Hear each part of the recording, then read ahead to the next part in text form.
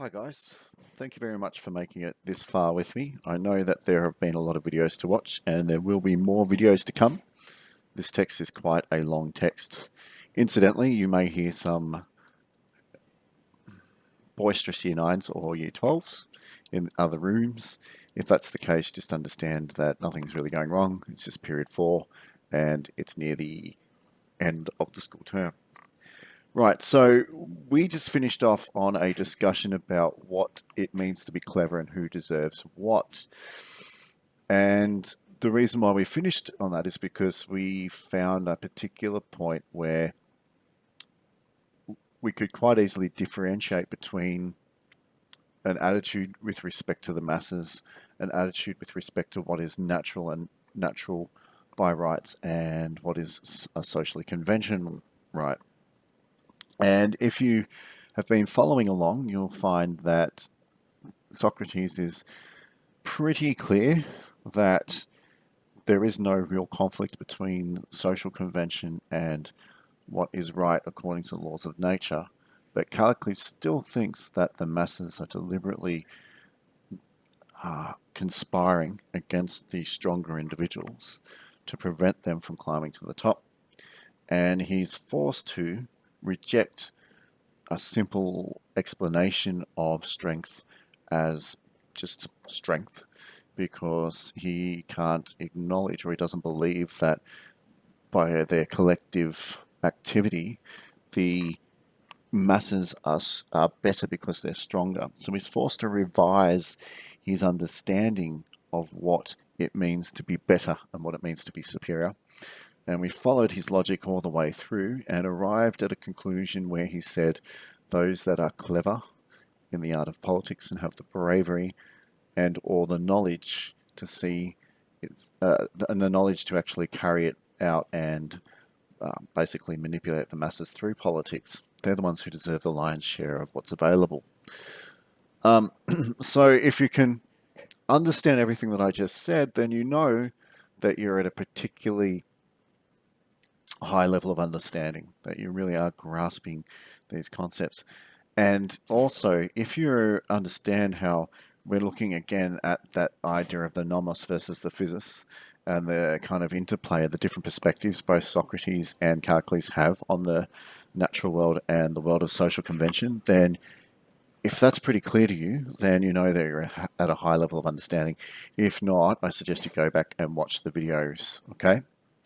So, what are we going to do today? Well, we're going to move on from the what does it mean to be superior argument into a discussion about the role of pleasure in living the good life. Now, if you recall, it's better, according to Callicles, to do wrong than to suffer wrong. And you'll also recall that he says that those who have the capacity to manipulate the masses and are clever enough to do so and see their policies through are the ones who deserve the lion's share of what society's got to offer. And if you think about it, these types of arguments are really leading towards an argument that puts in place pleasure. All right. And today we're looking at what role does pleasure play in leading the good life. Now let's make a connection.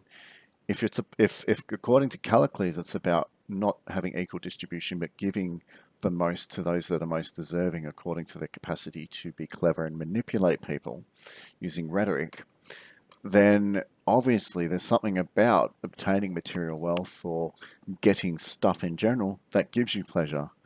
Likewise, Socrates is going to have a position on what pleasure is as well.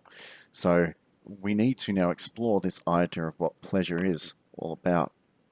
I'd like you, even though we haven't gone through the goals, could you just quickly make some kind of record between the links of distribution of wealth, who gets what, the superior versus the inferior, that kind of stuff, and pleasure that you've thought of when I've just been trying to recap over the past 4 minutes.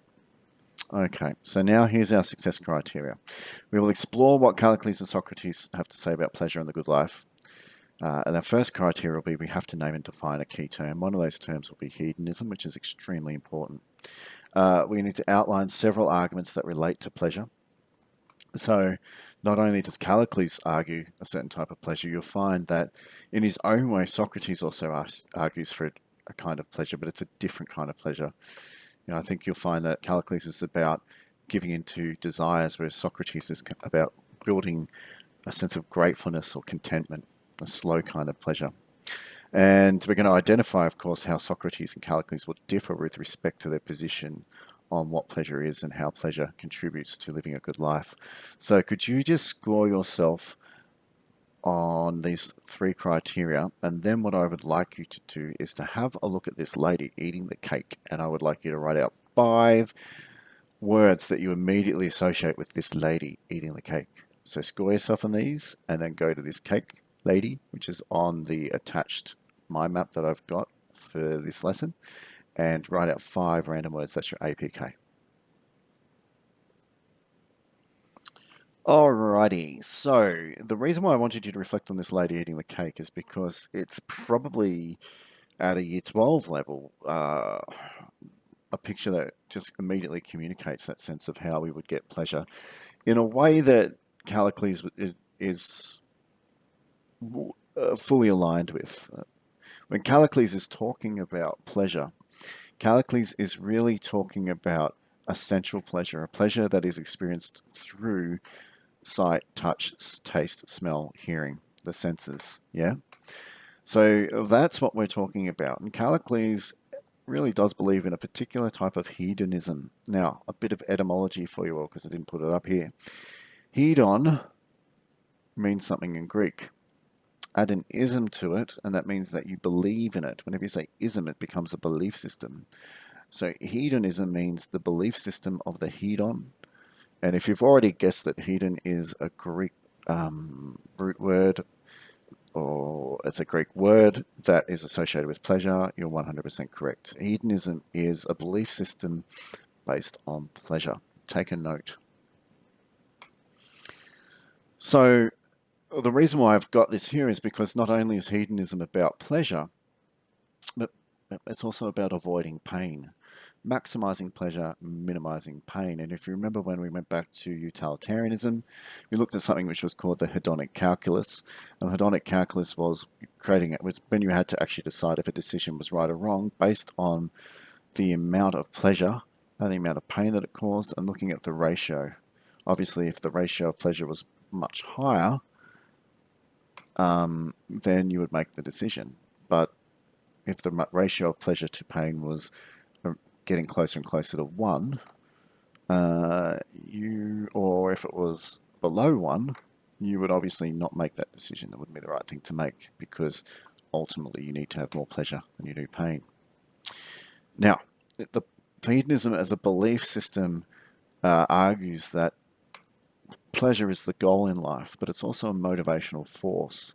We try and achieve pleasure, that's what we want to achieve, but we're motivated and our actions are based on the need to achieve pleasure. And that's why we've got a personal trainer nagging this guy and saying, you do those kettlebell lifts, just to symbolize the idea of motivation. So take a note about the fact that it's a motivational force, but it's also a goal that we need to achieve if we're talking about this philosophy of hedonism. All right, so let's get back to the text. Hedonism is a keyword you need to understand because it is basically implied, the philosophy is implied every time we talk about pleasure or we talk about desire.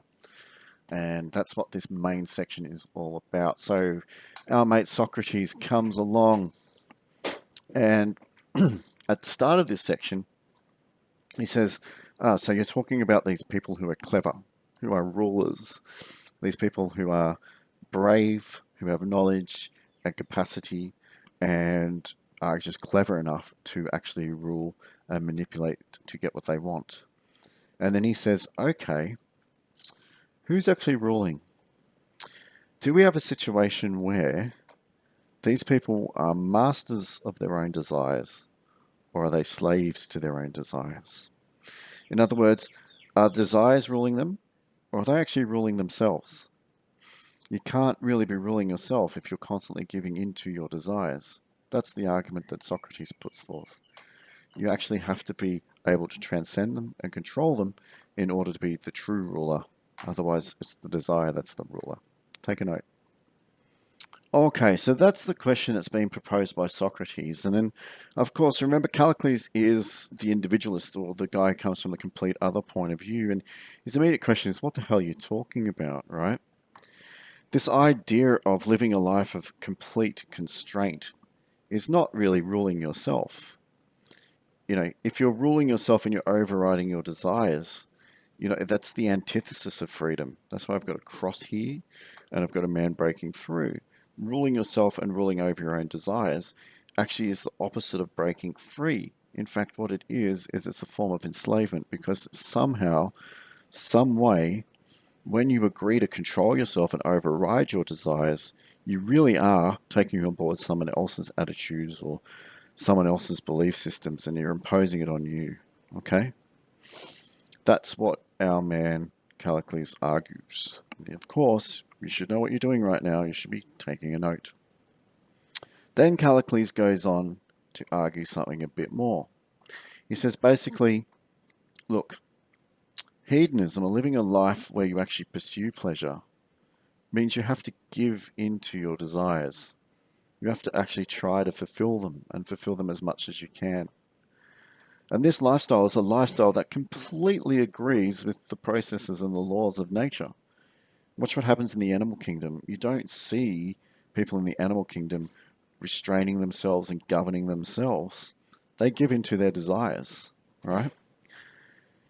It then goes on to say, look, Socrates, this argument of asceticism, remember asceticism, which means basically giving up, having total control over yourself and your desires and not letting your desires rule over you, is nothing but a timid argument developed by the masses, the scared, timid masses. And it's nothing but a product of social convention, which is completely at odds with what is naturally the right thing to do. Need to take a note. Okay, so because basically this lifestyle of social convention or asceticism, it's completely at odds with what happens naturally. It's nothing but a fabrication of the shy and timid masses. He basically says a life lived as an ascetic, and in this case I've got a Tibetan monk, because Tibetan monks do practice a life where they try to override desires and have complete control. This whole practice is totally against living what living actually is. In fact, the ascetic, according to him, is the same thing as a stone corpse. You live your life like this, you're not really living your life, you're just denying yourself life. You're more like a stone corpse than a living thing. Take a note.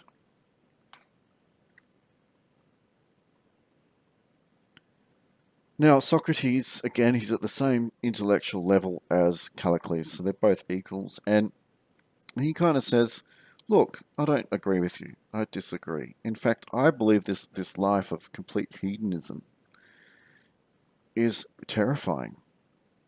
It's terrifying, and here's two analogies I've got to prove it, all right?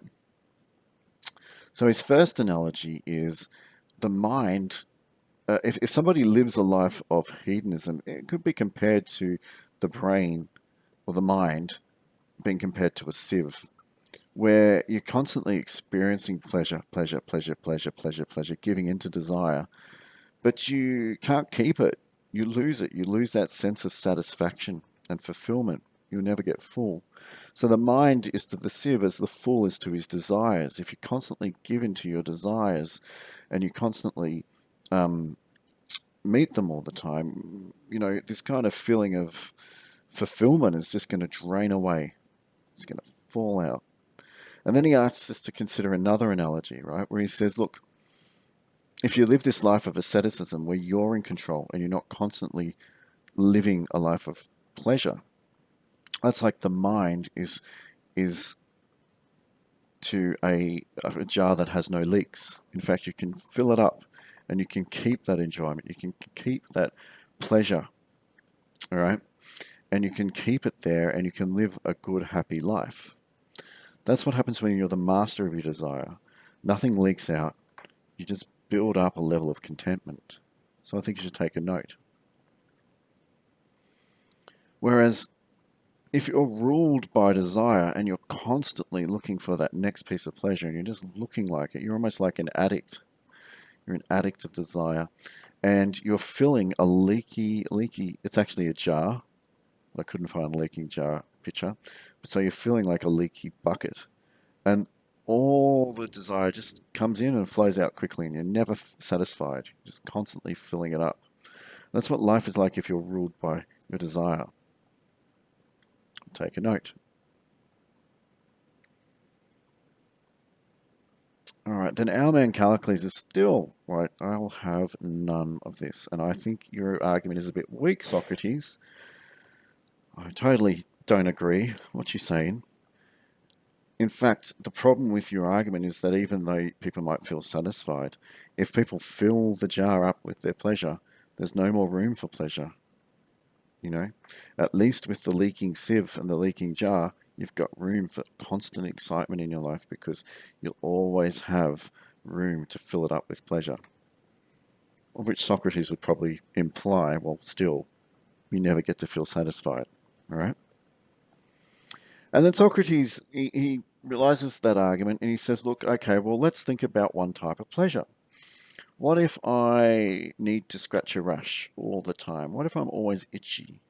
Now I'm going to experience constant pleasure as I scratch because scratching an itch actually feels really good, but it's not necessarily a good thing to always be itchy, right?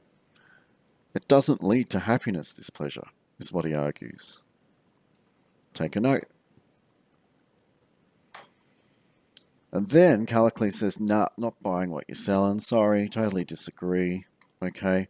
And then we get a rather adult reference, which appeals to the morality of ancient Greece at the time. Okay.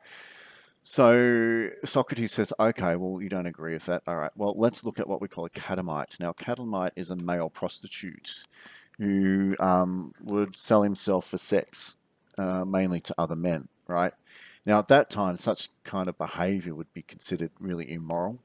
It wasn't illegal, but it was immoral behavior, right? And it was a good way of trying to trip up Callicles and say, well, not all pleasure's good, is it? You know, I mean, look at the catamite. He engages in pleasure. He gets rewards that are another type of pleasure. He is constantly filling up the leaky bucket, but it's not really a good pleasure, is it? So pleasure can be both good and bad. So your argument about like living a life in constant pursuit of pleasure and more pleasure, it just doesn't make sense because some pleasures are good and some pleasures are bad. And Callicles is still not having it and saying, nope, sorry, disagree. Pleasure is always going to be good. In fact, pleasure is synonymous with the concept of good.